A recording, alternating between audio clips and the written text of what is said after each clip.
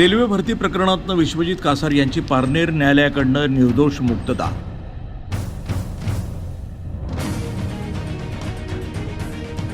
सन 2013 मध्ये गाजलेल्या रेल्वे भरती प्रकरणातून पारनेर पोलीस स्टेशन इथं दाखल गुन्ह्यातून विश्वजित कासार यांना दिनांक 13 ऑगस्ट 2026 रोजी निर्दोष मुक्त करण्यात आलं आहे। सन 2013 साली पूर्ण अहिल्यानगर आणि आसपासच्या जिल्ह्यामध्ये गाजलेल्या आणि कोलकाता रेल्वेमध्ये काही अधिकाऱ्यांच्या सहकार्यानं विश्वजित कासार आणि इतर लोकांनी मिळून अनेक लोकांना रेल्वेमध्ये भरती करून ट्रेनिंग दिलं होतं, परंतु नंतर हा घोटाळा उघडकीस आल्यानं पारनेर पोलीस स्टेशन इथं विश्वजित कासार आणि इतरांवर गुन्हा दाखल करण्यात आला होता।